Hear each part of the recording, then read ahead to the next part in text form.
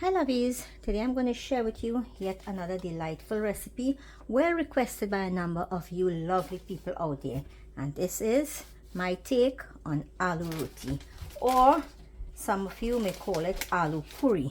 So if you want to see how I put this together, guys, just keep on watching. I'm going to start here now by peeling up these potatoes. I am using 4 medium size ones. You can use how many or how little you want, depends on the size of the tower, depends on the amount you will be making. That is how much potato you will be using, making sure to cut out all these black parts from it. I cut it in half and I already washed it. Add the boiling water and add salt. Allow to boil until it is fork tender. While that is boiling, I'm going to start preparing the other ingredients to flavor up this potato. Nice and fork tender. You see the knife went in there easily. Remove that from the water. Now we're going to mash this up. Don't laugh at my half masher, the top broke, but it is still very useful. Nicely mashed up here now. It's time to add some flavors. And these are all the ingredients that I'm going to use to flavor it up.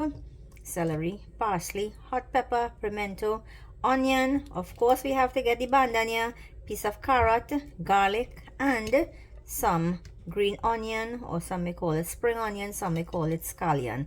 Now I'm going to grate this carrot on this side of the grater. And here I have the carrots grated. These are all the ingredients that I placed into this mini chopper. So let's put everything together now. And goes the grated carrots. The other ingredients. Oh my god, this smells amazing. And I'm going to add some jeera. And by no means I'm advertising for Chief, but this is the jeera that I use. Mix everything together. See how beautiful it is coming along there. All the different flavors in there, all the different colors in there. Like I always say, you eat with your eyes at first, because if this is not looking appetizing, you would not want to taste it. Everything is well mixed in here now. Set this aside and let's move on to preparing the dough. In here I have 4 cups of flour. In goes 4 teaspoons of baking powder, half stick of butter, tablespoon of brown sugar, and about 1/4 teaspoon salt. I'm going to give everything a good mix here. Allow this butter to be well incorporated with the dry ingredients. Everything is nicely mixed in here now. I'm going to add room temperature water, little at a time.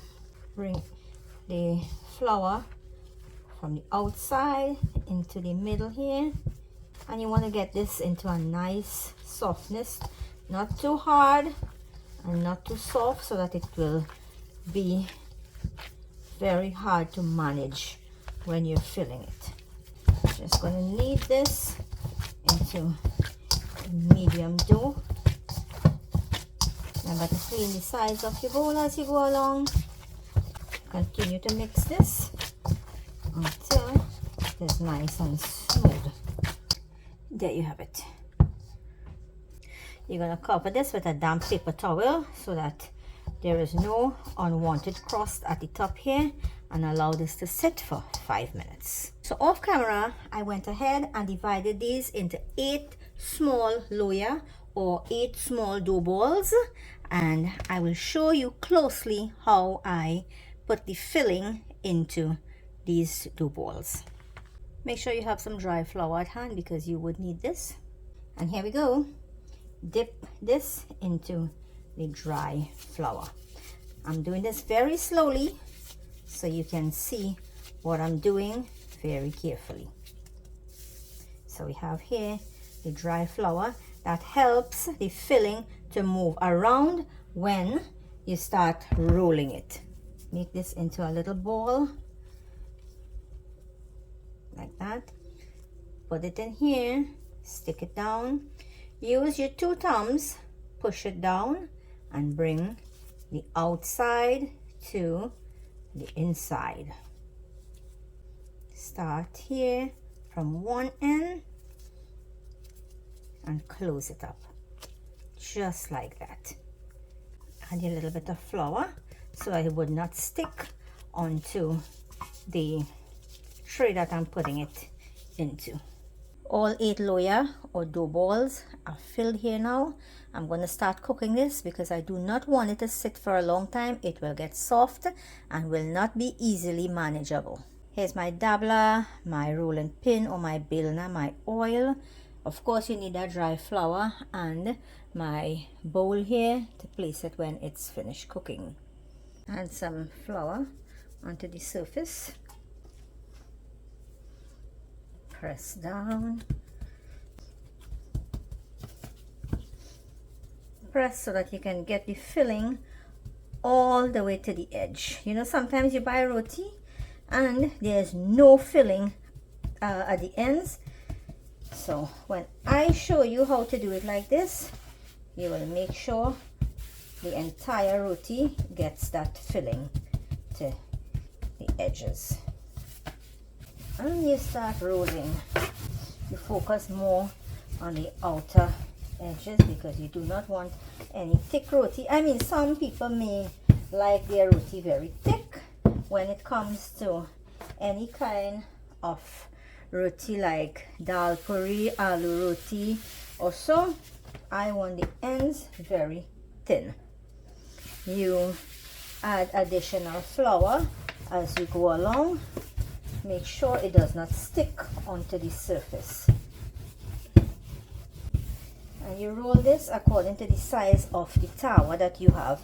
I do have a big tower, hence the reason why my roti is this big. Lightly oil your tower.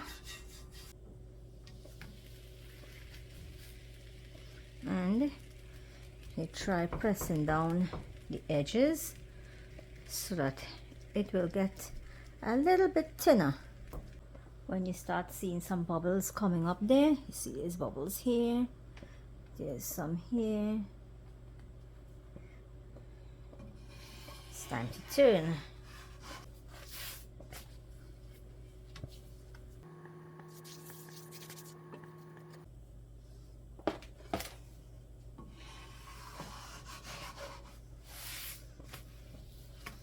Turn. And you want to oil the other side because you do not want any dry roti. You do not want roti choking and you have to rush for that water or anything to send it down. Now look at how it starts swelling up, guys. Look at that. Look at that. The whole roti swell because I fill it properly and I did get all the filling to the ends. I like it a little brown. You can make it how light you want or how brown you want.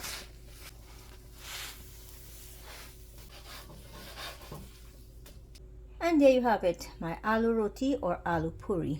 If you like this video, please give me that nice big thumbs up. Leave me a comment at the bottom. And if you have not liked and followed my pages yet, it will be well appreciated if you do like and follow me on Charmin D's Kitchen.